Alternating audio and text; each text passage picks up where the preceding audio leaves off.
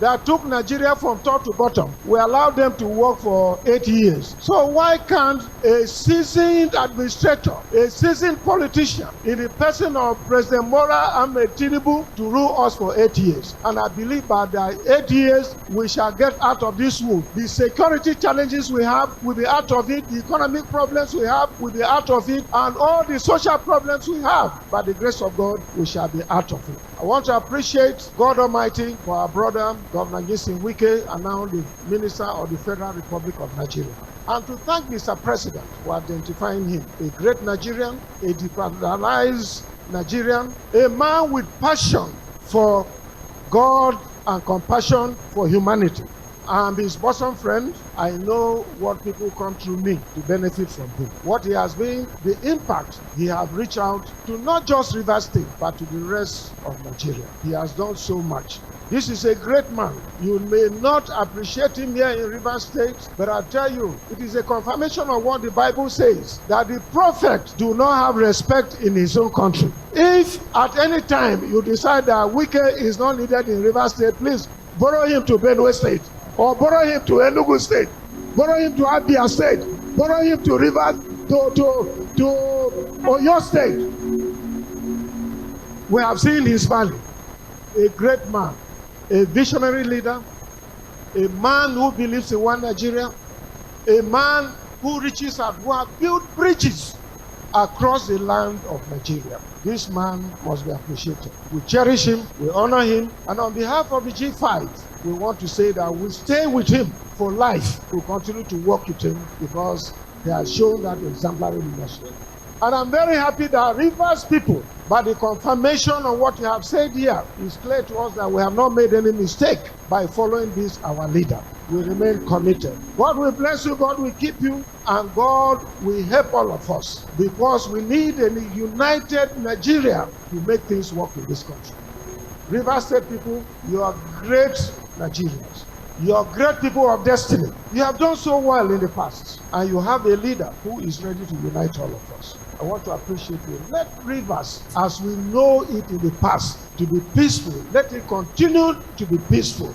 Those people who are propelling and encouraging embers of hatred and disunity should be discouraged from doing that. We must work together. We must ensure that the legacies that were built by our brother, Governor Tᴏɪᴛᴛᴇʀ, continues, so that this state will continue to give sense of belonging and leadership to the rest of our country, Nigeria. We believe in this young man because he had the traits and he had the capacity, he had the leadership to even lead not just Rivers State or Federal Capital Territory, but that's this country.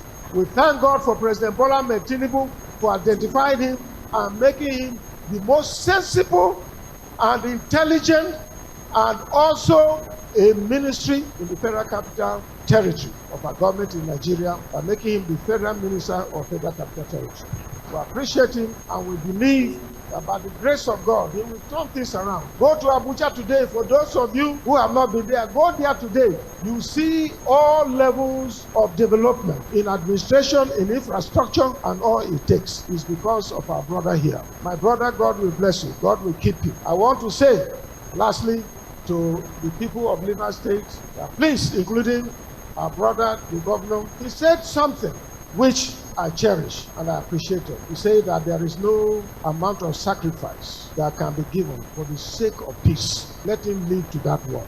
We must work together. Peace must reign in Rivers State. It is unneedful for anybody to bring crisis in Rivers State. Rivers State has ever been known as a peaceful state, and it must continue. The governor must come on board with his benefactor, our brother Governor Tᴏɪᴛᴛᴇʀ, and work to ensure peace and progress for the people of Rivers State.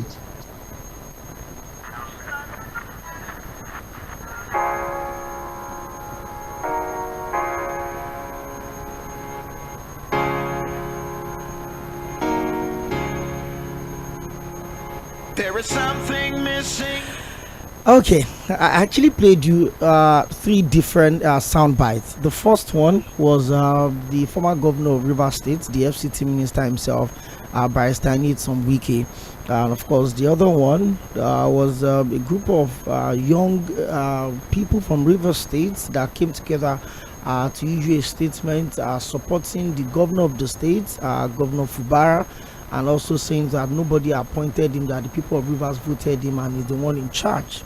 Then we played a longer one that has, the former governor of Benue State, Otom, addressing the people of Rivers State upon that invitation. And he talked about the governor of Oyo State, that's Governor Tᴏɪᴛᴛᴇʀ. He talked about Iନିର୍sᴛ Soʟlᴏ, basically the G5 governors in the last election. But let's get straight up into it. Aside for that, each time I hear the word, irrespective of our party affiliation, I know that there's a conversation around anti-party that want to start.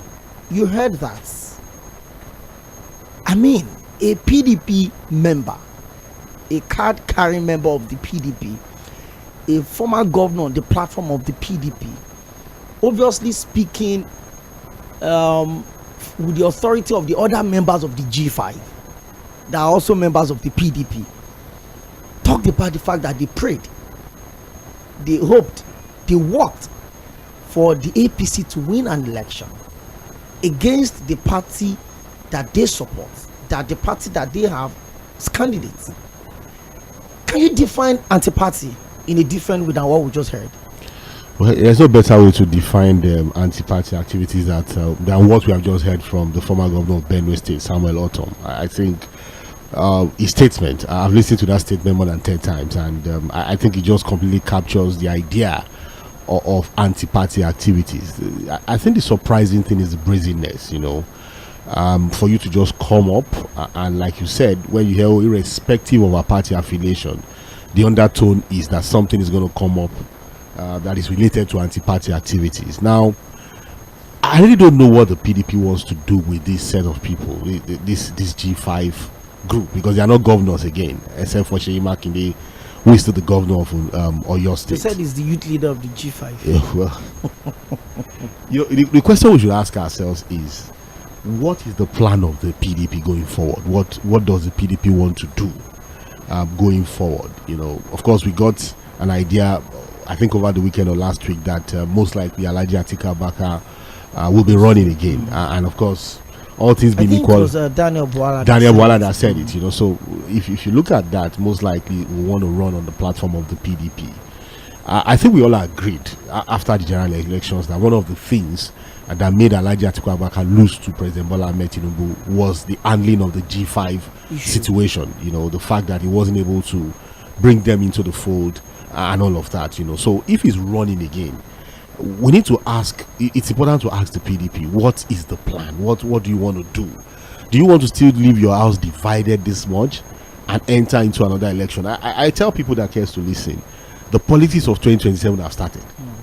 All of the governance and all of that, the way we play politics in this part of the world, even before one election is concluded, there's always a plan, because the election that you are running is a plan for the next election. That's the way we play politics here. So it's obvious that, look, in the minds of our politicians, they're already working towards 2027.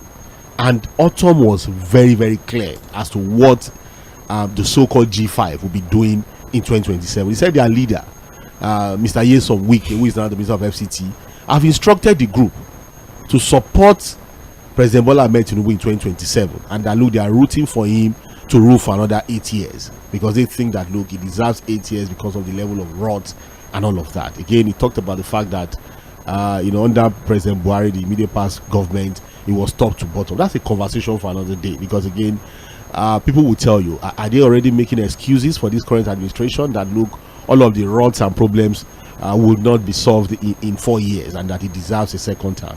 Again, the conversation is 4 years is the first mandate, and whether you deserve a second term will be based on what you do in 4 years. But like I said, I don't want to derail the conversation towards that side. But I think PDP has a problem. Okay, I have to tell you. I keep looking into the PDP, and why I keep doing that is that, look, there's no democracy without a vibrant opposition.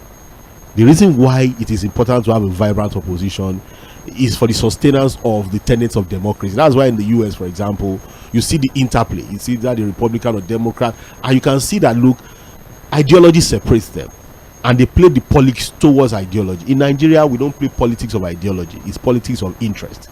And I think what we've had from Samuel Ortom rubbishes everything that we've known about sincere opposition politics.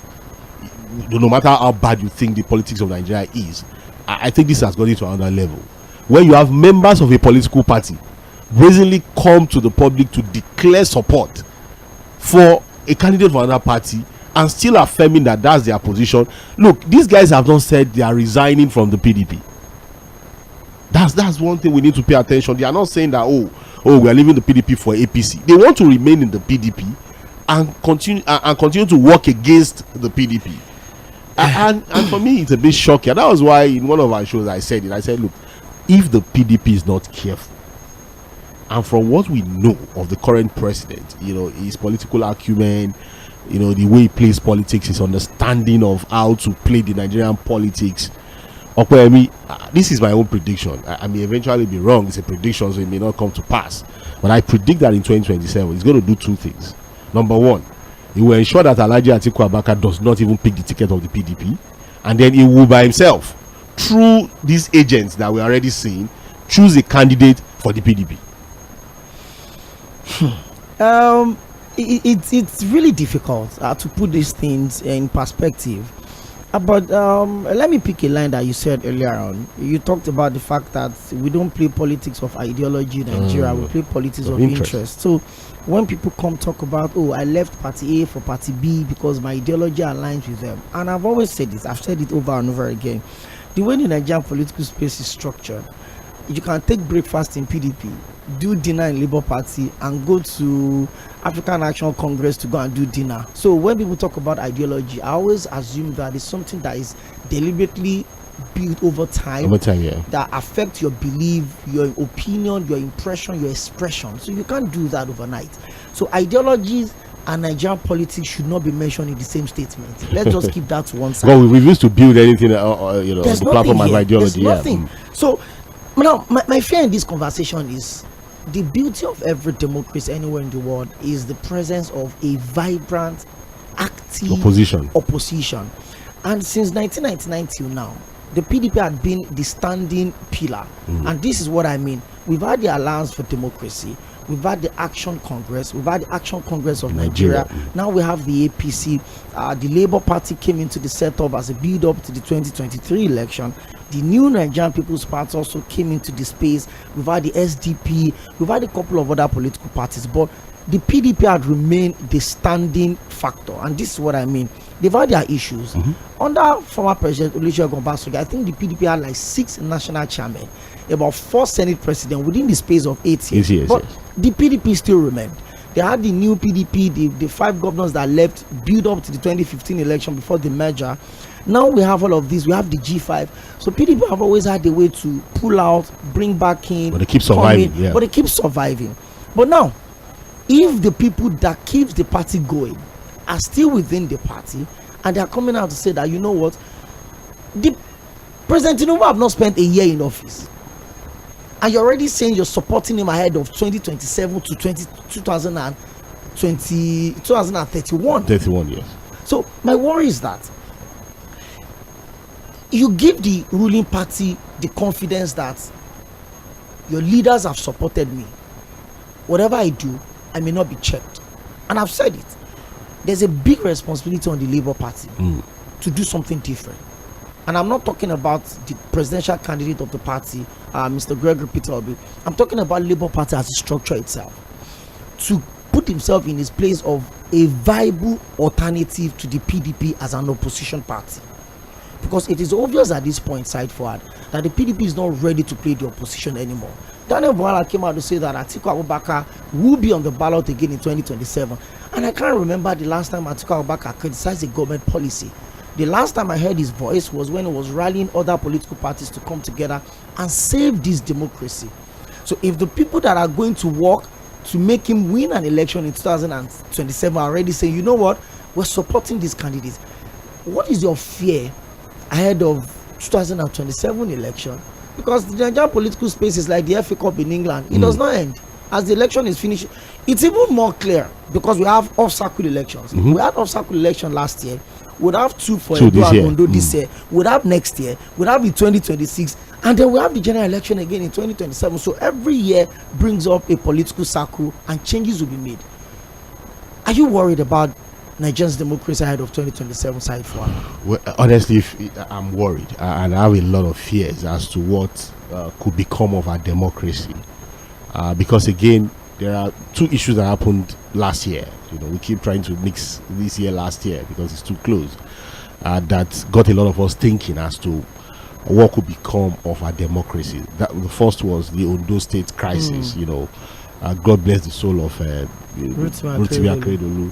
This issue of the Abuja Accord, where a governor was told to, where an acting governor a deputy governor was told to sign a letter of resignation undated and all of that. And we criticized this heavily and said, look, this is not known to democracy anywhere in the world. And then the idea of, let the status quo remain, when the right thing that should have been done at that time was to tell the deputy governor to step in as the acting governor. So that was one of the issues we discussed last year, and of course brought to the fore the need to begin to question how, to what extent our democracy has developed. Now the other issue is still an ongoing one, and that's the situation in Rivers State, Okoyemi, where a governor, a democratically elected governor, was summoned, if you permit me to use that word, to that's Abuja. The word. Yeah, and then was given a directive.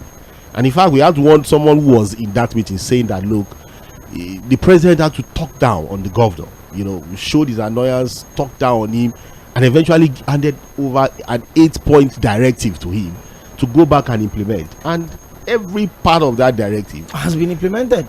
Not fully, because again, I think today it is in the news that the speaker, I think we now have one speaker, has now written to the governor. The House has written to the governor to represent the budget. Yes. So we are waiting, and every of that 8-point directive contravenes the principles of democracy. Absolutely. The law is clear. When people defect as lawmakers with political party, side forward the presentation of the House, yes, and only 4 of those members sat within 24 hours and passed the budget, approved a budget, and the governor signed the budget. So I'm asking, what is being represented? An already signed budget. That's what I'm saying. So you see, all of these things are not known to law. It's serious contravention of the law is what we are seeing here, and a complete disregard for the principles of the rule of law is what we are seeing. But in all of this conversation, where is the PDP? Because look, let us even assume that the Ondo matter is an APC internal affair, so they can anyhow they can do it the way they want. But the whole of the conversation in Rivers State concerns the PDP, because that's the party that sponsored the governor, and it's on their party that these lawmakers are defected were also sponsored. Have we seen enough from the PDP as an opposition political party, and the party that sponsored that interview? I watched it. It will do a lot. 2027. Now Fubara, yes. And he didn't abjourn. He wrote to him. Commissioner said, and then he's been demolished. His 5 governors, a quality of village, a 2-term governor, 2-term minister. Look at Yᴏᴜᴛᴜ also, local government chairman to SSG to minister to governor, now to another minister. Where do you place Wike in the calculation of Nigeria of 2027? We're going to quickly mention the immediate past governor of Kaduna State. Yes. Madam Mİᴏ-ᴜᴜ. I got an intel that is working on something, but we'll bring that much later. But are you sure we're going to have opposition in 2027 side forward? Okay, well, let's start with what the role of Wike could be ahead of 2027 or in 2027. Over the weekend, in the same event where Autumn made this particular statement of the G5 getting instruction to get ready to support the president in 2027, he said that, look, I'm talking of Wike now, at that same event, that look, when these honorable members, the House of Assembly members, were going to defect from the PDP to the APC, they never told him. But again, yes, he said it. He said, I wasn't told. They didn't even tell me, because maybe if they told me, I'll tell them not to do it. But they now did it, and they said, you will have. Pikin died yesterday. Which confessed today. So when Wike said that look, these defecting lawmakers from the PDP to the APC never told him. The same lawmakers that went in with a co-star to go and celebrate him, because it was the following day they defected. That was Wike's birthday. I'm just saying that, look, he said that they didn't tell him that But again, I think several political analysts have said that physically Wike is still in the PDP, but his soul and spirit is already in the APC. But of course, there are too many sound bites, statements out there from Nyesom Wike disparaging, what the APC stands for. Saying that, look, if the PDP is headache, the APC is cancer, and how do you expect me to go and join cancer? I should leave treating headache to go and get into cancer. So I think he has said too many terrible things about the APC, and it's almost extremely difficult for him to now jump ship and then find himself declare for the APC. But Okoyemi, the same Nyesom Wike had talked before about defecting lawmakers, saying that, look, when you defect as a lawmaker, you should leave the position that because a party sponsored you. A lot of these people say this thing. So yes. During the health issue of the former late president Umaru Musa Yar'Adua, yes. Rotimi Akeredolu was one of the loudest voices that was saying that right the president should hand over power to the then vice president Goodluck Jonathan, that the president is there's a word he used, incapacitated. Thank you. That's is a weak leave that I cannot take over the responsibility. And I keep asking, if you call someone a weak leave that couldn't take over that responsibility, and then you took leave and you spent about 6 months out of office, you came back, you didn't report in your own state, well, I think posterity will judge us for a lot of reasons. Yeah. But now let's come back to the leadership issue in the PDP itself. It's going to be difficult to look at some of the things that have sustained PDP all the while. Yeah. They've had leaders, they've had people that are brought up from Barnabas Gemade to Audi Ogbe all through the way down. But the PDP now have an acting national chairman, which is Umar Damagum. Yeah. He had come out severally to say that we will deal with at the right time. The people. We will deal with these people. We will deal with them at the right time. When would that be the right time, Said Fuad? Or would there ever be the right time? Because the way the Nigerian political party structure is now, the parties are being funded by the governors or by the former governors. So if you want to deal with them, you're almost saying that, you know what, if you deal with you and we expel you, how is going to fund the party? When would there be a proper time to take a decision against these people? This is clearly an anti-party situation, Said Fuad. Would the national chairman or the board of trustee of the PDP, would they be bold enough to call the bluff of these people so that we can restore some form of sanity within the opposition conversation in Nigeria? You see, Okoyemi, it should have been something very easy if there's leadership for the PDP. If you follow the conversation right from check around. Farage is still a member of the PDP. That's what I'm coming. Sure you know. I know. And if you hear what he has been saying in recent time, is there somebody in the PDP now, Okoyemi? Is there just one person, one figure in the PDP that has the political capacity to call these people together and rein them in? Just mention one person that is still in the PDP that can do that. Atiku Abubakar. Really? You should. An Atiku that a Wike does not even see as anything. You don't understand? Like, maybe somebody in the stature of the former president, Chief Olusegun Obasanjo, to say, oh, Wike, this, okay, going forward, this is what I want. There's nobody to rein anybody in as far as the PDP is concerned. If you ask if you talk about the APC today, I know and Asiwaju Bola Ahmed Tinubu, the president, is the leader of the party. He stands up, everybody sits. If he tells you, look, this is somebody that's even giving directive to a governor in the PDP in another state. So just imagine his own party. So, but if you look at the PDP, there's nobody to rein anybody in. There's nobody to give that clear direction to the party to say, okay, look, this is what we want. Because again, the way we play politics in Nigeria, there's going to be somebody that could tell the other person, hey, step down for this other person. That's the way to play politics in Nigeria. There's nobody that can say, okay, at the point of negotiation, okay, you step down for this other person, okay, this is how we're going to do the calculation and all of that. Nobody.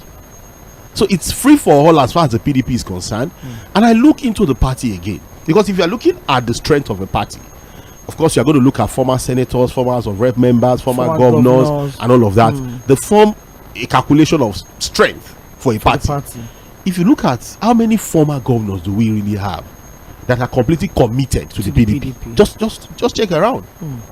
How many former governors? Because whether you like it or not, those are the guys that can drive the engine of the political party. The one that was the former governor in Ogun State has gone to He's the APC. He's now a senator. So you look at it, how many former governors do you really have that are committed to, oh, this is the PDP? And I think they should wake up from the illusion of, oh, we are still the largest party political in Africa. Look, the reality is that party is going down and down on a daily basis when it comes to their political relevance. Again, what about current PDP governors? How many of them, in their body language, in their statement, do you see really committed to the party? I'll give you one. Where does Seyi Makinde stand now? Because Autumn is saying that, look, although Governor Seyi Makinde is not with us in Port Harcourt, but he has his authorities here, and he's part of the G5, and whatever I'm saying, he aligns with it. He aligns with it. So that's one. If you look at the South, when last did you even hear anything from the governor of Delta State? I'm sorry. I struggle to even remember his name. He lost his state. As a vice presidential candidate, he lost his state. So that's the former governor. Yes, that's the former. I'm even talking about the current governor. Oh, of course, the former governor has been quiet. He's even missing in all calculation, because since the last election, as running mate to Alhaji Atiku Abubakar, I've not seen him utter any word. And those are the guys that are supposed to play serious opposition politics at this time. In fact, there's no reason why the former governor of Delta State, who was the running candidate to Alhaji Atiku Abubakar, he should be the one even going to Rivers State to run things now, to ensure that the PDP survives in Rivers State. Those are the guys that are supposed to give the needed support to Fubara. But where's the guy? They are all missing. The current governor of Delta State, I hardly even hear him say anything. I think he's just there enjoying himself. That of what's it called? The one of Akwa Ibom, I think it's more about his own internal politics and survival. He's just there. I expect that the PDP, you see, Okoyemi, I have my fears, honestly, for the PDP. I have my complete fears for that party, because you look at that party and you ask yourself, yes, they have the biggest network, they have the men on ground and all of that, but how committed are they to that party? How committed are they to the party? So what I think would eventually happen, Okoyemi, is that most likely YᴏᴜᴛsAᴘᴜ will eventually defect. When he will do that is what we don't know. I think he's just waiting for the right. Over the weekend he also visited the APC vice chairman in the South, Mr. Gaidon. He was in his house. He went to see him and all of that. So when you see visits like that, it tells you the trajectory where things will eventually end. But I think what YᴏᴜᴛsAᴘᴜ is trying to do is to cause much more disaffection, so that there'll be a justification for his decamping. No, there's already enough. Is there even a need to do that? There's enough again, because why this is different is that we have a group of people, unlike the NPDP, that eventually moved to the APC. These ones are not going anywhere. That's the problem.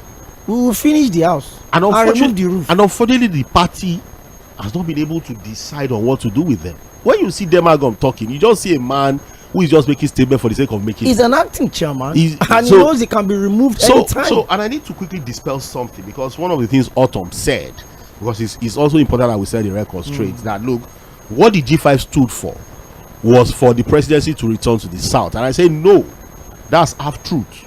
The reality at that time, we all saw it. YᴏᴜᴛsAᴘᴜ, who is the supposed leader of the G5, kept giving Alhaji Atiku Abubakar that ultimatum, that look, remove Ayu. If Ayu goes, we'll give you support as presidential candidate. So if Alhaji Atiku Abubakar at that time had removed Ayu, we then have supported the candidates of Atiku Abubakar. So how does that fit into this conversation of the G5 wanted presidency to come to the South? These are guys who actually did what they did last year for personal interest, no ideology. They didn't even look at the party. The sweet thing about the composition of the G5 is funny.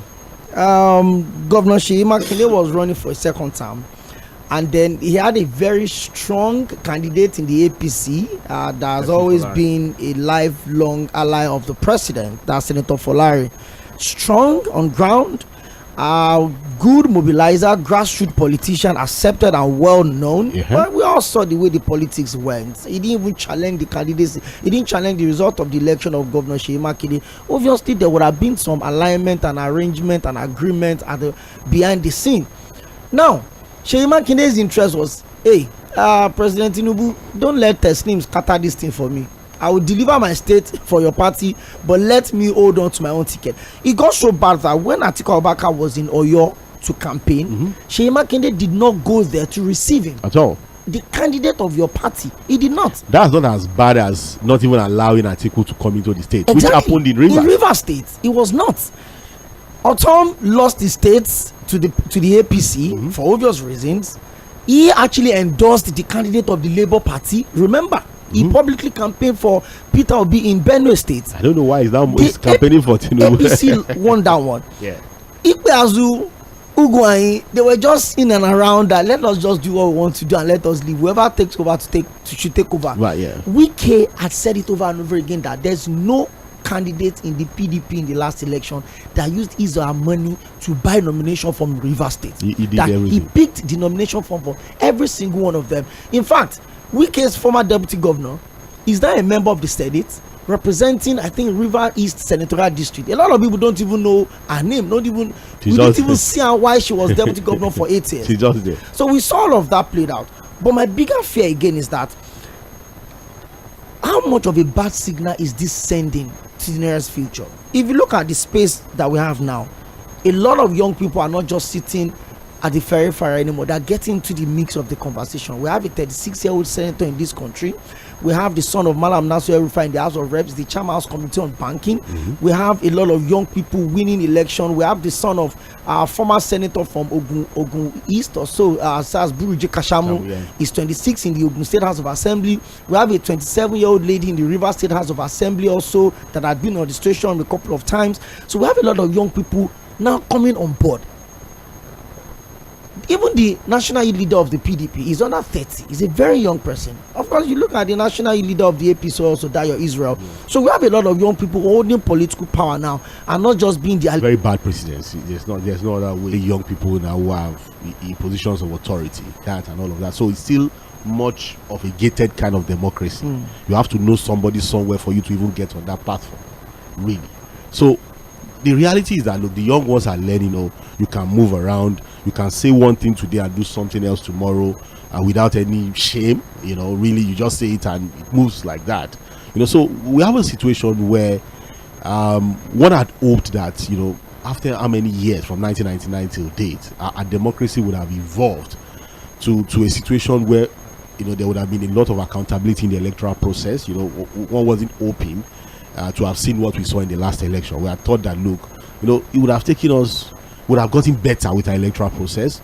We were also hoping that when it comes to the kind of individuals and the things they do in the political space, would have seen something better, in terms of attitude, in terms of behavior, and all of that. But Okwemi, if you ask me if there's been any improvement in our democracy from 1999 till this, I'll tell you no, because we are still seeing things that are completely at variance to what democracy is supposed to be, really. Because again, how do you explain it's also very funny, really, some of the things you hear. And when I listened to that autumn statement, I just felt like I don't think we are still ready for this democracy. I really don't think that we want to push this democracy to the point where we can say yes, this is democracy at work. Yes, we've been having elections, we've been having transitions and all of that, peacefully. But the reality is that, look, our democracy, does the transition match the development that we have? That's the problem. We just keep changing government and all of. If you look at even the APC now, you are going to see colorations of the PDP, other parties. It's almost like a mixed It's a conglomerate of a lot of people. Of a lot of things. It's not a lot of. So it's just about interest. It's just about interest, really. Where is your bread buttered? You just move to the place, and don't be surprised, Okwemi, that between now and 2027, you're going to see more people defect from the PDP to the APC. My mind even tells me, Okwemi, that we're going to see more governors move from the PDP to the APC. Mark my words, that the few of the governors that the PDP have at this time, some of them would eventually jump ship and move to the APC. So, like I said, I'm waiting to see what the PDP will come up with. I doubt if they'll, in 2027, they'll be they'll be strong enough to give any serious opposition to the APC. I doubt it completely. And that's why In the last election in 2019, I think we had about 70 political parties on the ballots. But within 2019 and 2022, INEC, in their own wisdom, deregistered a couple of them and left out just 18 political parties. And the registration has been challenged in courts, and then the conversation keeps going because I think it was Mɪᴅ-ᴜᴜᴜ that asked this question: that how constitutional is the issue of deregistering? I thought they said the more the merrier. And he said that's why the result is being challenged, or that decision was being challenged in court. But if we say the PDP is faltering as an opposition party, we have 16 other political parties. We have the Accord, we have the AAC, we have COA, we have ABGA, we have NNPP, we have ADC, we have Zenith Labour Party, we have Labour Party. Shouldn't be this, should this not be an avenue for them to also stand up and say, hey, if you're tired of the old order, well, here, look at us. The advantage that the PDP has obviously had to do with the structure, the fact that at some point in this country it had 27 state governors on the platform of the PDP. The fact that at some point in this country, what was called the opposition in the minority in the Senate was not even up to minority. PDP had about 87 senators in this country at some point. Out of the 360 House of Rep members, they had almost 300 of them in this country at some point. But look at where they are right now. The PDP is almost squaring up with Labour in the House of Reps for the minority leadership of the minority. So the question is this: the opposition at this point, are they doing enough? Or perhaps this is the time for all of the other, in quotes, smaller political parties to come together and understand that, hey, if you can put our hundreds, our 200s together, we can match up to 1,000. We'll have that conversation when we come back from this break.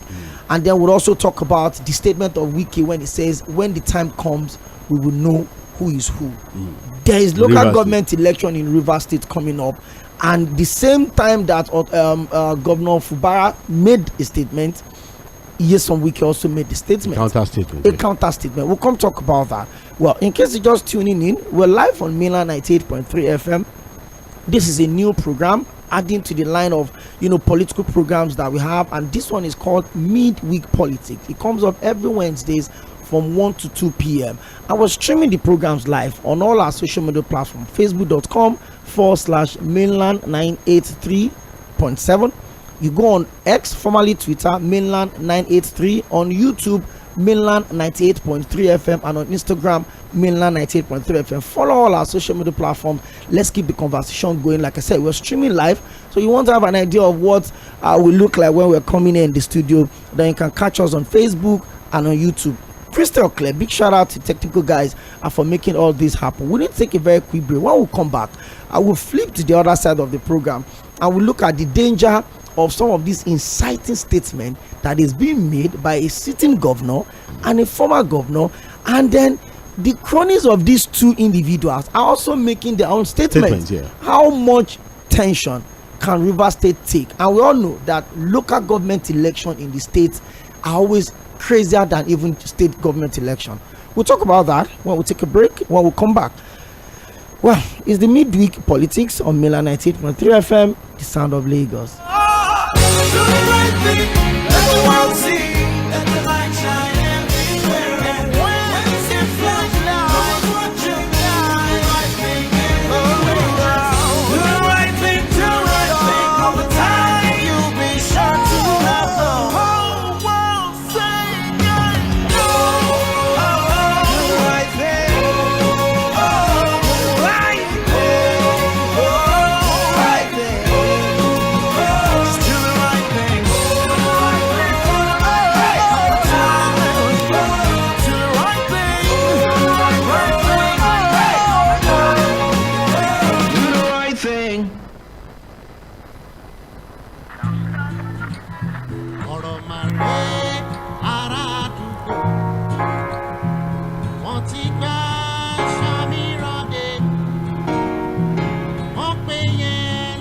There is something missing in the world today. It's the one thing that can make the world okay. And it doesn't cost nothing, no, you don't even have to pay. It's about doing things light. You are the sign. You are the only hope, keeping hope alive.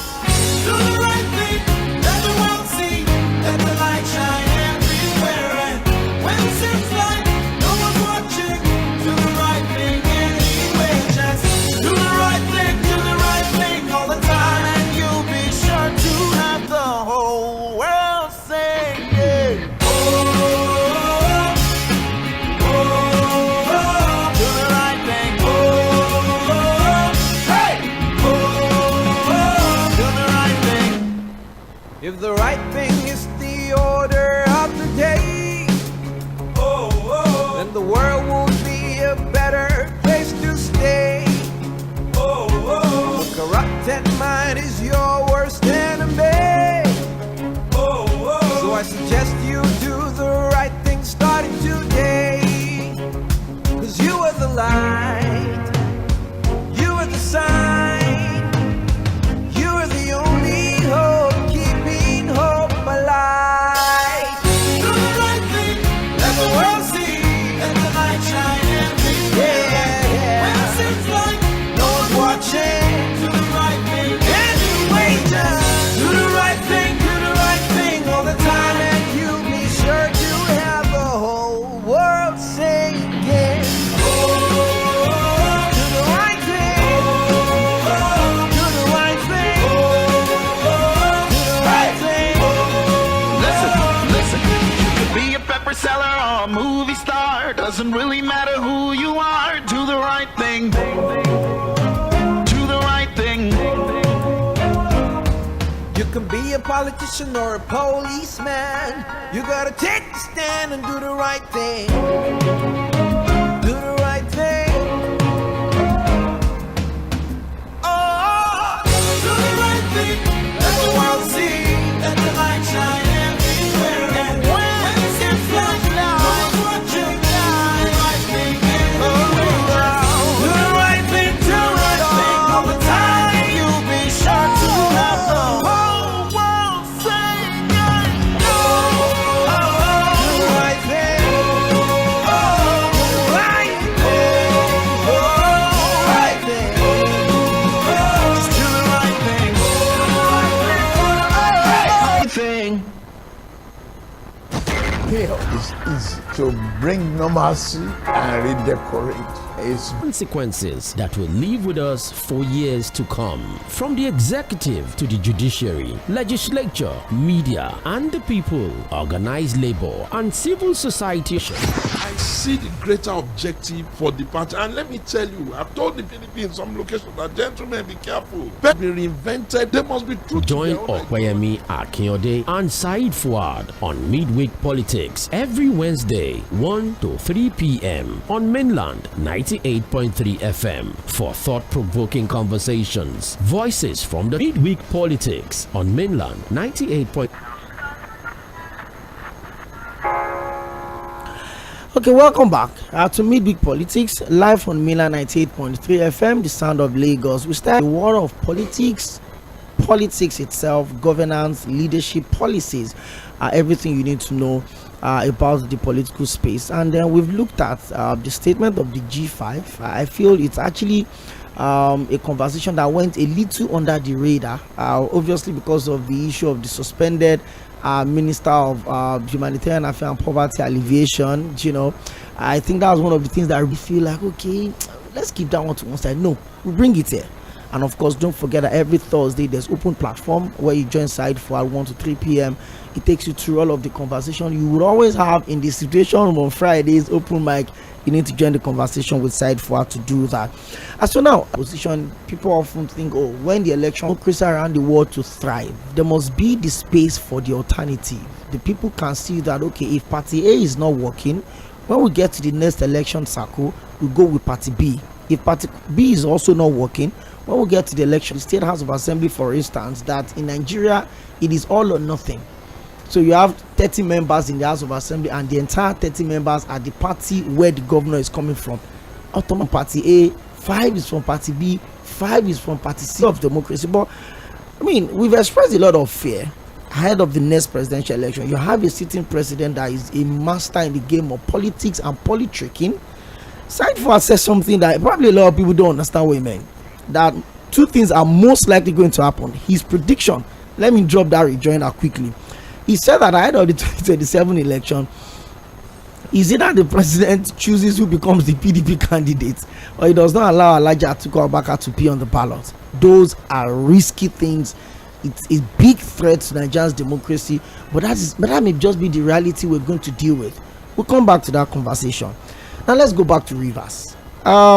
We played you an insert, the sound of or the voice of former Governor Nyesom Wike, the current FCT minister, and the summary of that conversation is when the time comes, we'll know who is in charge. There is going to be local government election in Rivers State this year, Side Forward, and with all of the back and forth that we are seeing, as somebody said, the whole thing around Fubara was just the tip of the iceberg. That when the local government election is coming proper, they would understand the 100,000 and the 200,000 people that Wike gave appointment when it was about leaving office. We see them. Should we be worried about local government election in Rivers State? And this is what I mean. Throughout the tenure of the former governor of Ondo State, Olusegun Mimiko, he didn't conduct local government election. They keep recycling caretaker committee chairman till he was almost leaving office. So he did it about a year to the end of his tenure, ahead of the next election, thinking his party was going to retain power. We know all of this politics. We know how governors strategically position the local government election to be like, okay, I have a year left to go. An exit plan, yeah. A year left to go. Your people win all of the local government, all of the wards. So you tell them, if your party loses in the election, they will throw you out. So those ones have been in office maybe a year to the general election. They've not seen anything. They are still struggling. So they will certainly do all they can to make sure they deliver their local government so that they can remain in office. That is the simplest explanation behind withholding local government election and their finances till the last time. Now, Nyesom Wike is talking. Governor Fubara and his loyalists are also talking. And somebody said councillorship election in Rivers State is like governorship election in some states. There's balance of terror, there's fear, anxiety in the minds of the people, there are threats to life, security breach and breakdown, which is already happening in Rivers State, by the way. Should we be worried about the inciting body language of the leaders of the politics of Rivers State? Side Forward. Well, I really think that Rivers State is going to bring a lot for us to talk about this year. I think so much is going to happen in that state because, like I said earlier on the show this afternoon, we're still waiting to see a full implementation of the 8-point directive of the president. 8-point agenda. Yes, we are still waiting to see how Fubara, because he has said he's committed to the 8-point directive of the president. He said no sacrifice is too much. So, because again, if you look at it, you have a Fubara saying one thing and doing something completely different. I think Barrister Curtis was on Political Roundtable and he said a whole lot about the fact that, look, we may be seeing a Fubara who just wants to give the impression to the president that, look, I respect you, but deep down he's not really committed to those things. But if you look at it, up till now he has not recalled those commissioners that resigned. Has he? He has not. Yes, so he has not. So if you look at he's commissioner for information. Yes, that's Honorable Joseph Johnson said that all of them that resign, they are free to come back because their posts they've not been replaced. How do you appoint a commissioner, Okoyemi? You appoint and get the confirmation from the house. Is that not what you do? They're supposed to. The names will be presented because they resigned officially, so they can't just come back. It's not that office. They tender resignation letter. So there has to be another letter showing that they've been nominated as commissioners, and then they are now presented to the State House of Assembly for confirmation. We've not seen that happen. The budget has not been represented up till now. Okoyemi, these defecting lawmakers, are they members of the APC or the PDP? We don't know, but they say they defected to the APC. So whatever they are doing now, are they doing it as members of the APC or the PDP? So there's too much lacuna, there's too much space in the politics of Rivers State that can snowball into serious crisis. And I'm sure that political leaders, lawyers are working with the two parties. I'm sure Nyesom Wike nail the other that can be exploited to nail the other person. And I'm sure Fubara and his people too are also looking at what has happened and are looking at the legal implications and political implications, so that if anything happens, I can run under the law or play the politics of it. So everything is still open. It's still a very open game as far as Rivers politics is concerned. The problem with a local government election is this: we all know that local government election has become much like a joke, because what happens is that the ruling party produces the chairman for all the local government. It's election. So now what we are going to be seeing in Rivers State is this: will the contest be within the PDP or the APC? Because if you ask me, Wike, would he be playing South chairman? He said, I have come to visit you, and as you can see, we have leaders of the PDP and leaders of the APC with me. At his banquet, the event that was held for, yes, that was what he said. He said that you can see that this is not about party. That is why, as I've come to visit you, you are seeing leaders of the APC with me. You have seen leaders of the APC with me, of the PDP with me. In the same thing when he had the banquet event, where Othon was saying all of the things he was saying, he said the same thing. He said, look, if you look at this event, we have, in fact, the state chairman of the APC was there. Our PDP leaders were also. So if you look at Rivers State, it's a complete, I must say that this is something quite different from what we've been seeing. We've seen all manner of shenanigans from our politicians from 1999 till date. But the Rivers own is a bit novel, if you permit me, Okoyemi. I've not seen, with my own little understanding of politics, it's just policy different. So I think we have to just sit down, look, is the best approach to the Rivers problem. We just have to wait as journalists to continue to follow what is happening in Rivers State, and if the developments get to the point where we cannot begin to make our permutations, we do it. But for now, if you ask me, nothing is clear about Rivers State. Now, I want to ask you again. Perhaps I have an idea of what the answer should be, but I'm a bit confused. Politics is supposed to be about the people. Yes. I want to serve the people. It's supposed to be. My people told me to come and be governor. My people told me to come and be minister. My people told me to leave party A and join party B. My people are in support of me. My people are attending my political rallies. I thought this was supposed to be about the people. The whole back and forth between the governor of Rivers State, Governor Fubara, and the immediate past governor of Rivers State, is it still about the people? No, Side forward. It can't be about the people, obviously. And in all of the conversations, have you ever seen a Wike, for example, talk about the people? He talks about himself. He talks about his political structure, my political structure. Nobody can take it away from me. That's what he has been saying. I bought form for everybody. I built this structure. It's about I did. It's not we. You understand? Unlike what you hear from politicians in other clients, I say, oh, you people. That's why, in the US, for example, one of the ways to tell you can't win an election if you are not able to raise enough money, because you are not the one sponsoring yourself. Exactly. The people must contribute to your, and every contribution must be accounted for, and it's going to come from the people. The reason why some Republicans are dropping off from the presidential race now is that they are not able to raise enough money, for the campaign. So at that point, you already know the people don't want you. So how do you now personalize the mandate of a people that gave you money to run? But it's completely different here. We've weaponized poverty to the extent that, look, these politicians see themselves above any other thing. And that's why Wike has said it's about me. I built this political city. And I think he has the opportunity to align himself with the people. Really. He has the opportunity to align himself with the people, begin to work for the people.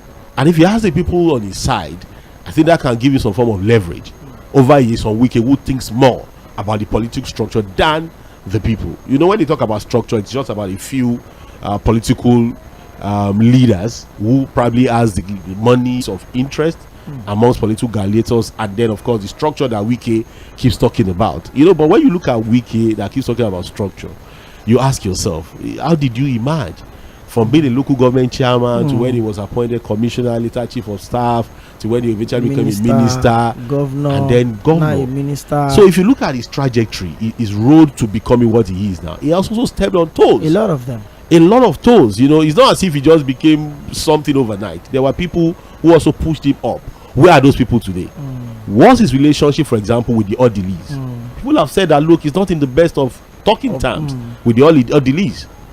What's his relationship with Celestine Omeya? They don't even see face to face. What's his relationship with Wike that would eventually run into serious trouble?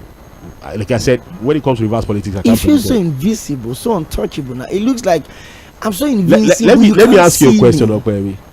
If tomorrow President Bola Ahmed Tinubu decides to remove him as minister, what becomes of him?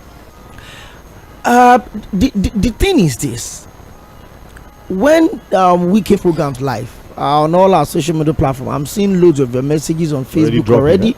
I'll go on YouTube as well, Mainland 983 on YouTube. Go and drop your messages. We'll read them. I would also pick calls. We'll just wrap up the conversation, then I will pick calls and take your responses. But if Wike leaves as the minister, and which I don't even see that happening anytime soon. You never can tell, dude. But I think this whole idea of the president can wake up tomorrow and sack him. Of course. But then I think you also want to look at the fact that this whole idea of this old bragado going back to steer the waters in Rivers is almost like a sign to tell Mr. President that I'm in charge. I'm still in charge, yeah. I'm in charge here, despite the fact that my state is in the opposition. I'm with you. I can move whenever I want to move. But nobody holds on to power forever, side forward. If you don't drop it, what will take it from you will take it from you. This is not a mockery, but no matter how long Rotimi Akeredolu wanted to hold on to power, the deed got done and he didn't have a choice. I mean, at the end of the day, that's why he became the governor. So no matter how much you think you want to hold on to power, nature either takes it away from you, event will either take it away from you, circumstances will either take it away from you, but something will take it away from you. Obasanjo used to be one of the most popular influential in the world, not just in Nigeria. I'm not saying he has lost that influence, but hey, I mean, you look at it now, there's been a lot of letters, and it looks like the relevance and the acceptance is just going out by the day. You look at all of this conversation as well. So the king today, the governor today, the president today, you made mention of a lot of people. Why is Rotimi Amechi today? With all of the influence and the power, he barely goes into Rivers State anymore. So visible for 8 years in charge of this old charge.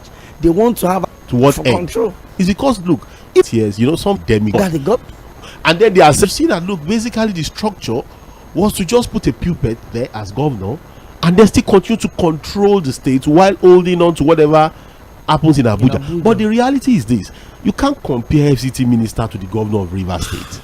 Rivers State, in terms of access to resources, there's a lot of money in Rivers State. So the relevance of Wike is limited to Abuja. Look, it's limited to Abuja, and the fact that he doesn't have access now to the treasury of Rivers State. And there's no way if Fubara would open. Look, Fubara is the governor now. Constitutionally, yes. Constitutionally, an House of Reps member, yes, is more powerful than a minister. Of course, according to the Constitution, House of Reps member is more powerful than a minister. Why did you think the former governor of Plateau State dropped the ministerial position to go back to the senatorial seats? Because let me tell you why a ministerial position is a bit dicey for anybody. The president can wake up to look at what has happened to Beta. Exactly. Because it's just about the government. It's just about the president. You were not elected. You were selected. So suspension straight or removal. And people have said that Beta may never come back. So I think the issue of that Beta we'll probably just have too much talk about next week Wednesday. Yeah. So let's open the phone lines. 09136000410. In case you're just tuning in and you're wondering, what put these two people together? You hardly get to hear the voices together. Well, you get to enjoy this every Wednesday from 1 to 3 p.m. on Mainland 98.3 FM. It is called the Midweek Politics. There we'll talk about everything you've heard today. Said Fuad and I, Tᴏɪᴛᴛᴇʀ Mᴜɪᴜ, would always do this every Wednesday. Well, don't forget to follow our social media platform, facebook.com/Mainland 98.3 FM, on X, formerly Twitter, Mainland 983, on YouTube and Instagram, Mainland 98.3 FM. Let's pick some calls. You're welcome to the show today. Hello, good afternoon. Good afternoon. Good to have you join us on the show today. Yes, my name is Solomon. You're welcome, Mr. Solomon. Yes, let me just talk about the PDP. Advice I will give them in case of 2027, they should drop article. Let them look for another person. If whether they will remove that Kwankwaso. I'm still for not for 5 years. And Kwankwaso is a popular man in the north. But they don't try for article like they don't need to call article. all this thing where we can do, they go to work against them again. But if they bring Atiku, you go see advance them with that. But they never reach. That 27 never reach you. But Tinubu should do something for us. Hey, just leave our do this because people are hunger. Thank you. Thank you very much. 0913600410 on Facebook. Pastor Adyekun says great talks. Thank you. James Nwanchi Ogbuna, long one. I'll come to that. Let me quickly pick this call. Hello, good afternoon. Wow, for the very first time I got you. You're welcome. Okay, good afternoon. I didn't get it. Distinguished what? Good afternoon, sir. Good afternoon. James Ogbuna promotion. Oh, okay. James. You're welcome. I'm happy. In fact, I was saying that they're going to give an award to any station on political program. Okay, James, you dropped a message on Facebook. I was about reading your message when your call came in. Yeah. That's good. Yeah. So let me continue. Okay, so I was listening to you guys, and I can't agree any less that PDP is almost going into extinction. They're just carrying a name. It's just formal glue that they are carrying. Because I remember when I was still very young, I remember that at the time when PDP was almost in control of almost all the states in the country. The only one I can remember that is just Lagos. I know, and one or two that the PDP was not controlling. So I don't know. Before our very eyes, PDP just crumbled. So all of these things you see, all these statements from people like Debo, Logo, and the rest of them, PDP don't have formidable teams. They don't have strong men like they used to have before. So I think after Obasanjo left, and then that 2015 when they had that NPDP, people move out of the party just fell. So I don't think they cannot measure us again. They've gone. And Mr. Puan, I agree with you that in 2027, I'm also afraid that you may see many PDP governors leave the party and to go and join the APC. So, yes. So the one is gone. For Atiku, they should not even make the mistake. Atiku, I don't know why. You look at the crisis in Rivers, you would think that this is the time that you would step in as an elder statesman, as somebody who's in charge of the party. But you are not even seeing him make any comment anywhere. He has disappeared to him, only waiting for 2027 to come again and to come to the contest. I don't think that's a serious politician at all. So you shouldn't make that mistake. Let's watch and see how it goes. Thank you. Thank you very much, James Ogbona, for joining us on the show. 0913600410. Hello, good afternoon. Good afternoon. So have you joined us on the show today? Well, good afternoon. Good afternoon. I think this is Mr. Paul, right? Yes, this is Paul from Egbeda. Yes. Honestly, everything is heading to a crash. You see, I am not enjoying the present situation and condition of politics in Nigeria. It is not healthy. It is not giving us hope for a better Nigeria tomorrow. Indirectly, what we are heading towards is having one political party, which is very dangerous. People may think it cannot happen. We are close to having one political party system in Nigeria, running the whole affairs of this country. With the trajectory that is on ground, with what we are seeing, the possibility of having only APC on the ballot next 2027, don't rule it out. And again, I know the media, you will say that we are criticizing you. The media, you are trying, but you have not done enough.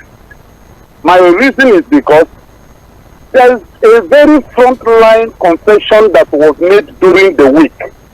And I've been listening. I so much lost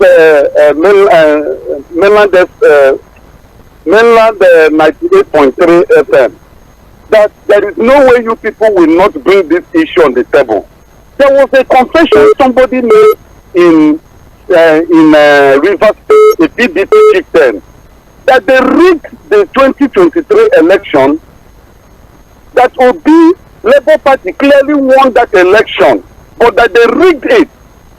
I have been waiting to hear it from your network or any other media. It was silent. And this is a confession that is supposed to be brought to the public knowledge, and so that Nigerians will know what is actually happening. That these people we call strong men, they are not strong men that the people they are ruling love them or voted for them. it was a manipulation, because if a PDP chieftain could make that public confession that Labour won election in Rivers State, but they rigged, he said he was part of those who rigged that election that brought in APC, that if PDP, Labour had been declared the winner of that election in Rivers State, that Labour would have, been in Aso Rock today. And we are keeping silent over that confession. Nobody is talking about it. And the person who made the confession is alive and healthy. Thank you, Mr. Paul. And so what I'm saying is this. These are the things that the media, the journalists should pick up. And so that these people will know that we are not fools. You can't win the election and be proud of it to say it in the public. And tomorrow, those who use you to rig that election, they are claiming God.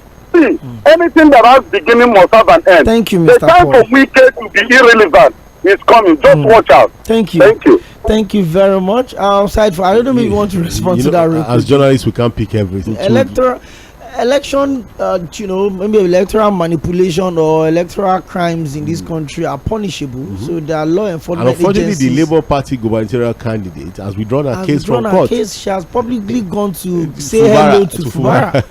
So maybe it's a family business. So what I totally understand Mr. Paul's concerns, by the way, when in the concern. But I thank you very much, Mr. I'm Don Peter by name. For what? Good afternoon, sir. Good afternoon, Don Peter. When you are playing the sidebar speaking, he was not making why anybody.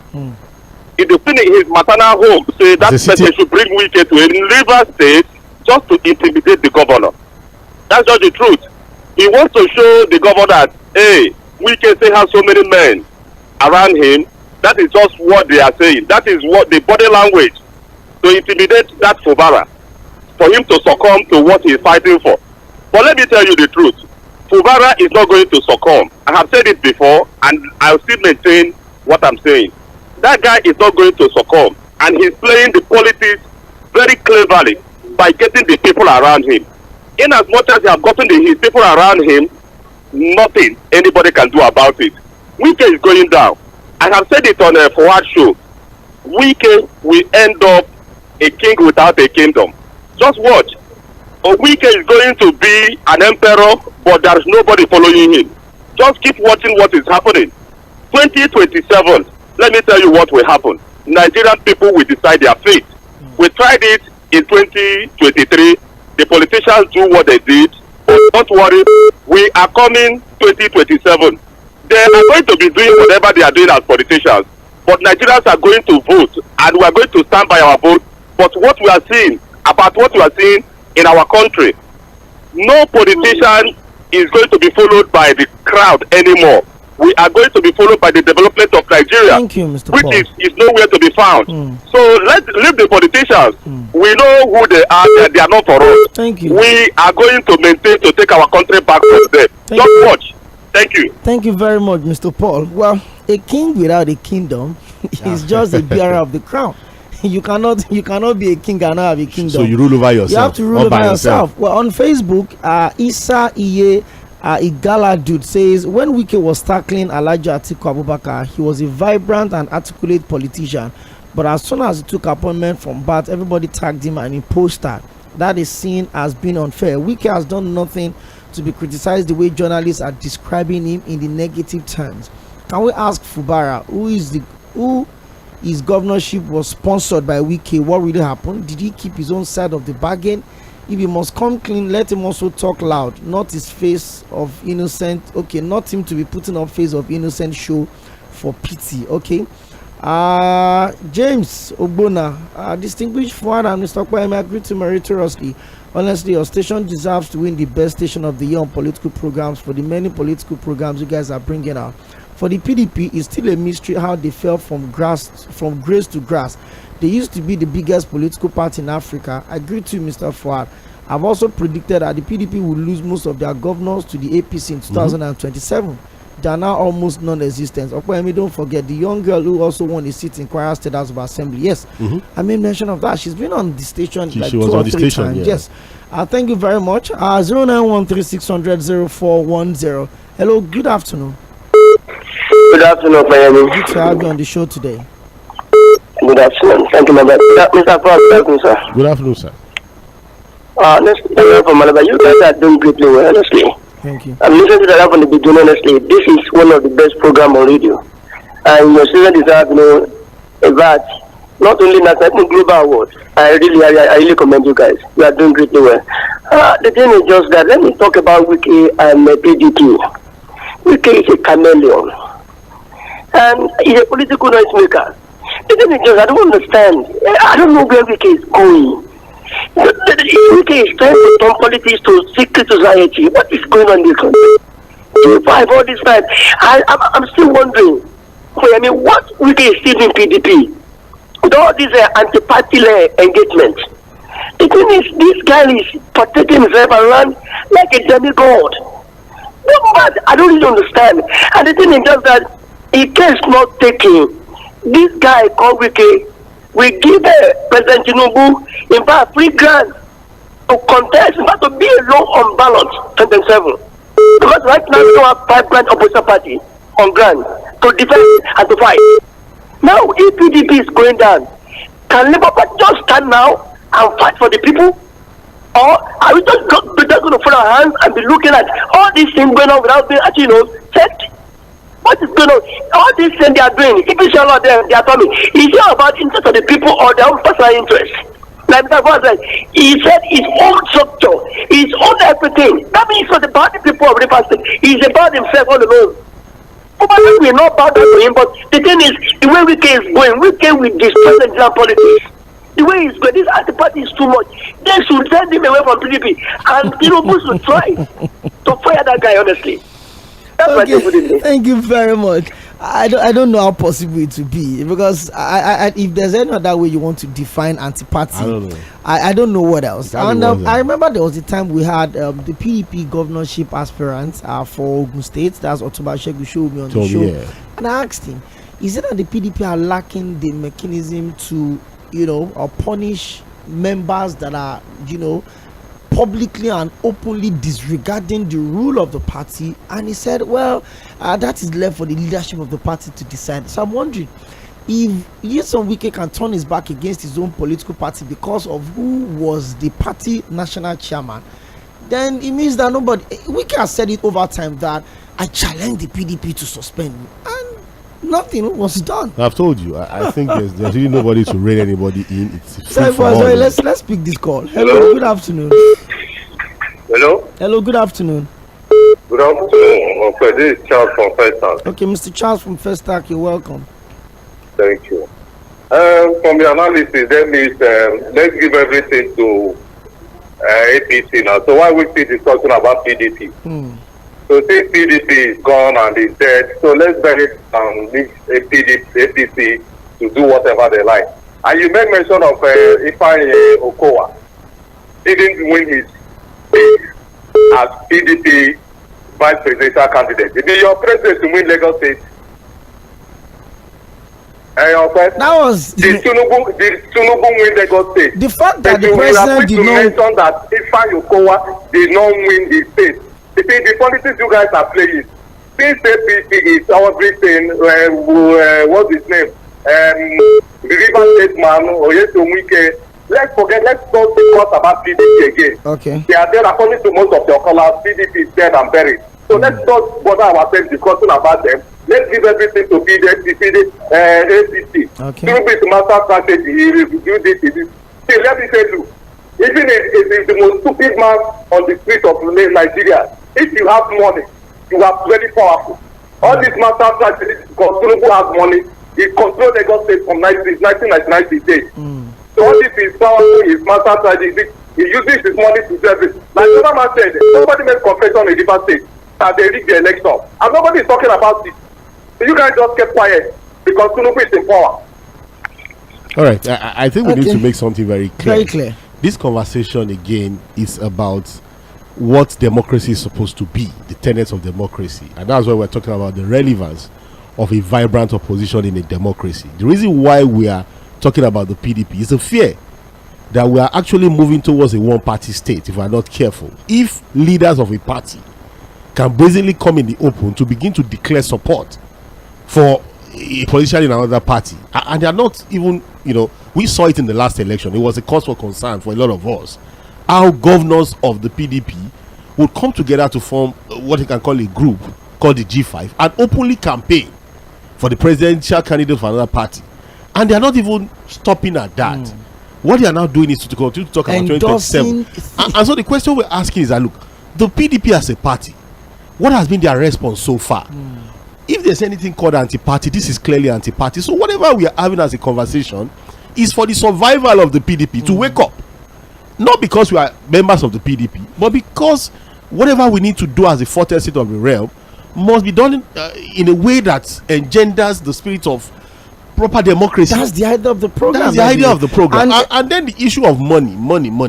Or if you say, Tinubu is because he was governor of Lagos State and he has held on to power in Lagos and he has money. Atiku Abubakar is also very rich, but is he playing his politics well? Atiku has aspired to be president on the platform of the ACN. He has contested to be president. He started from 1993. He contested the primaries against late MK Abiola. So what are we talking about? So it's not about money. What we are saying is that, look, at this critical time, where is Alhaji Atiku Abubakar and the PDP as the leading opposition political party in Nigeria? They are nowhere to be found. That's just a fact. Well, and to even bring it home, the fact that Tinubu lost Lagos does not take away the fact that Ifeanyi Okowa lost Delta. Let's put that into perspective. That is the conversation openly. So it's not like we're taking side or putting anybody's agenda at the front burner. Hello, good afternoon. Hello, good to have you join us, Mr. Lakunle.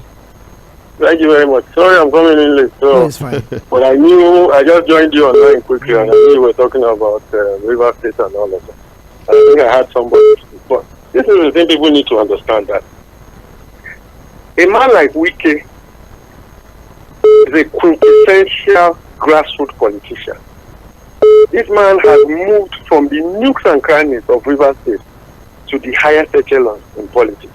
He understands when you cough, when you sneeze, and when you walk surreptitiously. So comparing him to a man who never went through all of that but was handed power, you would understand that the man that was handed power has limited power, even as much as we continue to say the treasury is in his hand. And the question I would always ask people is that if he had so much of those powers, how come he assented and agreed the political situation that was meted out to him? How come he signed it? How come Edison Egie has resigned from his position if he truly felt he was doing the right thing? How do you intend to fight somebody that has 27 as against 4? So some of all these things, when people say it, as far as I'm concerned, they probably are not telling themselves the truth, or they are just being partisan to a point that when they see facts, they are not ready to accept it. See, clearly, Wike knows what he is doing, and is directly following what he has. And the truth of the matter is that people that have worked with you for over 16 to 20 years will likely not leave you to work with another person for a year or two. All those crying up and down, in and out, shouting they want to follow him, we all know what they are trying to do. It's all about how they will line their pockets and all that. And that's part of politics. But when push comes to shove, when the real people who understand how to run the nooks and crannies of River State come out and the election time comes, and when people stand behind who they feel has stood with them for the past 20 years, I will tell you that Fubara, they would not stand with that behind Fubara. And Fubara is smart enough as a wise man to understand that there are certain fights you cannot fight when you do not have the real mantle with you. Money is not always everything. People are far more important than money. Thank you very much and God bless. Thank you so much, Mr. Lakunle. 09136000410. Michael Urias on Facebook says, the reason why the PDP cannot sanction Wike because of his overwhelming influence on the party. The PDP do not want the party to be thrown into major crisis, which will lead to major defection. They're in crisis already. Is there no crisis? Are there no defections already? So if Wike has that overwhelming influence on the party to the point where it can be sanctioned, and he's telling you that, look, I'm campaigning again for the APC, so where's your position? That's what we're saying here. That's the conversation here. It's as simple as that. So if he's a member of the party and you're strategizing to win the opposition, so he's leaving your strategies, he's taking your strategy to the other party. He's even campaigning for the other party. Absolutely. Hello, good afternoon. You're welcome. Good afternoon. I'm enjoying every bit of this your political program. Thank you. Concerning what we have been witnessing in this over the time, to be sincere with you, some people are calling to say that WK has started being like Tinubu in Lagos State strategies. See, all these things is because we masses seem to be very docile. We have allowed ourselves to continue watching them. They are pounding us on it like a pound on cheese ball, like nothing is happening and nothing will happen. And we have accepted it as our fate. And that is why when you see all these things happening, you will see part of us, see giving them support, even supporting, when it is even very clear that these people does not one bit have the interest of Nigerians or instead of the state, interest of the state. You see part of us showing that this one should have honored whatever agreement they had, even that agreement, even if it sounds to cause more pain or hardship on people. So that is why you see us today, we are in this where we are today. Because if, like, truly we all rally around and say, okay, let us come together like one people and say we must rescue our country, our country must move forward. These few politicians will no longer dictate or say what will happen. It is for masses. Then they will know that people have power. But because whatever they say, we start singing and dancing sycophancy to them. And that is why they have gotten us, and we do not have any means, any way of getting out of it. So, pay me.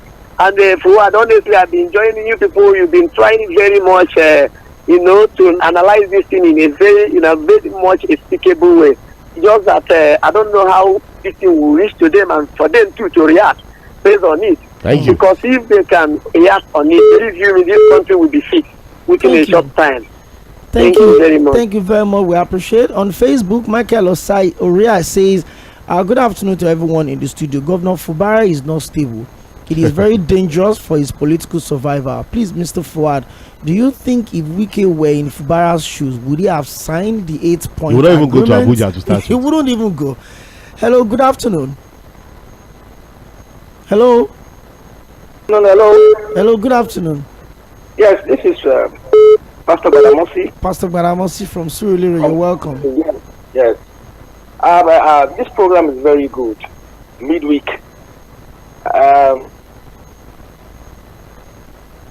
ADP used to be a national party.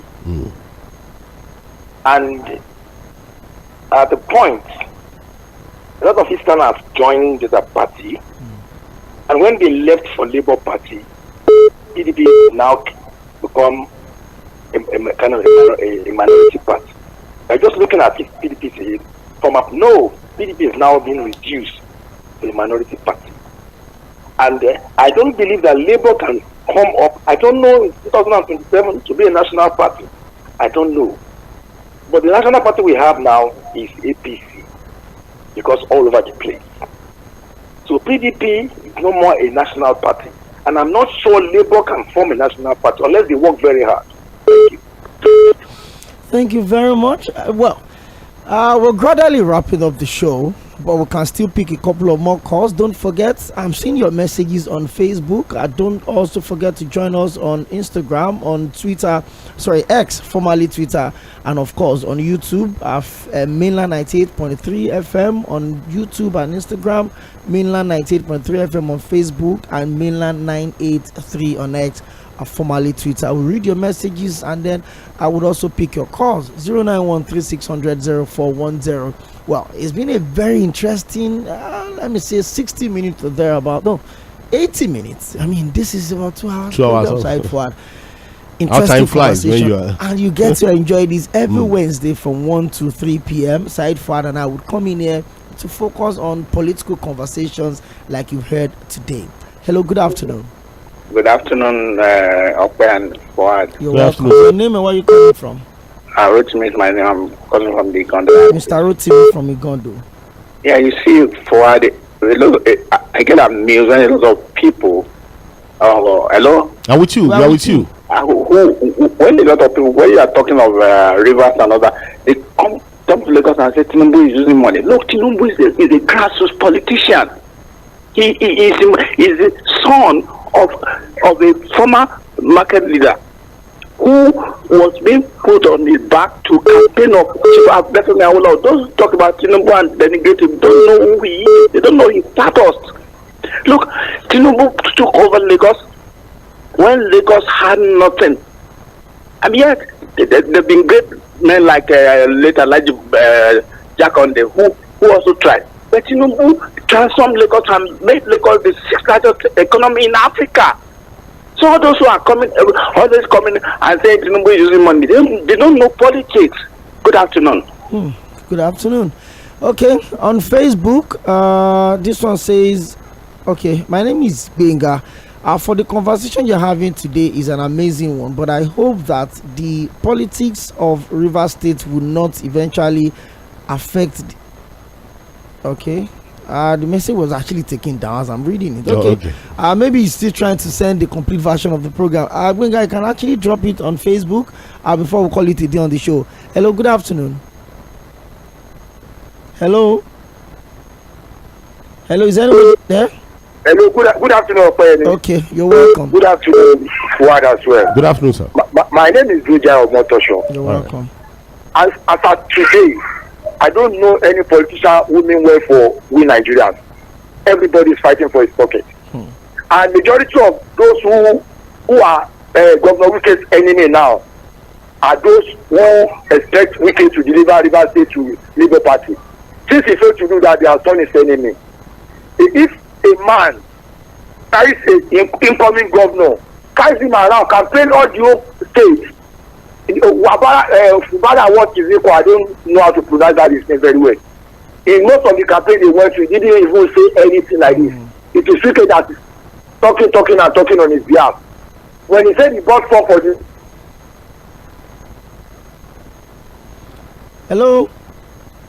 Mr. Motosho. Okay, Mr. Motosho, you can still try to call us back. I think we can still squeeze in one more call on the show today. But okay, while we wait for that, side forward. Okay, let's pick the last call, then we just wrap it up on a stretch. Hello, good afternoon.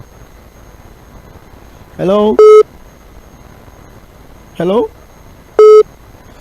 Okay. I guess the calls are just running into each other. It's been a good time.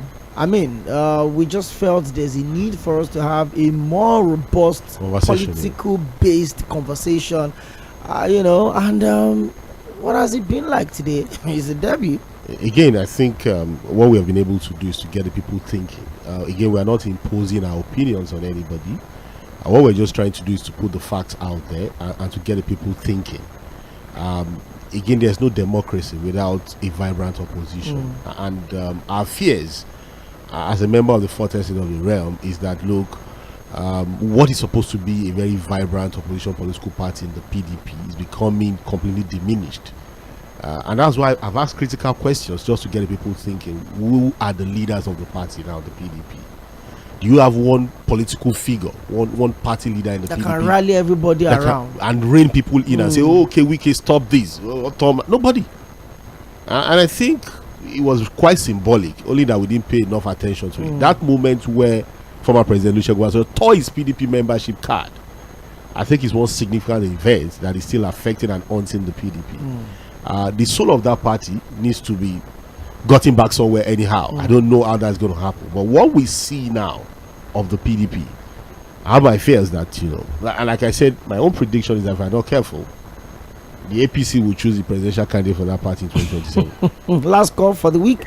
Hello, good afternoon. Sorry, the network actually cut me off. You're welcome. My name is Mr. Motosho. When Governor Wike was campaigning for Fubara, where were the edges of PDP? Where were the edges of River State? They didn't say anything there. But now that Wike is now asking one or two things from Fubara, they say he wants to enslave him the way Asiwaju enslave people in Lagos State. If you are not comfortable in Lagos State, it's not a must to stay in a place. If the way they rule in a particular place it does not go down well with you, you have freedom to move elsewhere. No politician, I say repeat, even with that call on this radio, we are worse than this our politician. Those who call you call your program the best, now they go to another station. and still say that is the best again. That's why Nigeria is having a nice day.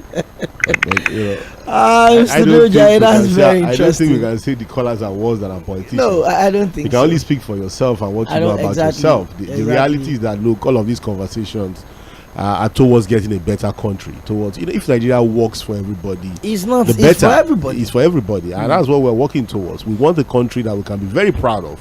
You go out there, don the green and white, colors of the country, and you are very proud. Respect that you deserve. There used to be a time where the green and white color was well respected. We're hoping that we can get back to that period. Well, thank you very much, Said Fuad, for starting this journey with all of our listeners, and for the new ones that we get to bring on board. And don't forget, this is the first edition, the first of many more of the Midweek Politics live on Mainland 98.3 FM. We get to do this, God willing, every Wednesdays from 1 to 3 p.m. Aside, Fuad and I would always come here to open the conversation, engage you, and also allow you to talk to us. And don't forget to always keep the conversation going on all our social media platforms. On X, formerly Twitter, Mainland 983, on YouTube and Instagram, Mainland 98.3, and on Facebook, facebook.com/Mainland 98.3 FM. Keep the conversation going. And don't forget, by 4 p.m., join Sage Babalola in the Situation Room as she take you through the world of politics, and most especially security, focusing on some of the challenges that we have in the country right now. Once again, Side for let's do this again next week Wednesday, God willing. My name is 광ᴜ Akande. Don't forget that when you see something, you say something. Have a very good afternoon. God willing, we'll be back next week Wednesday.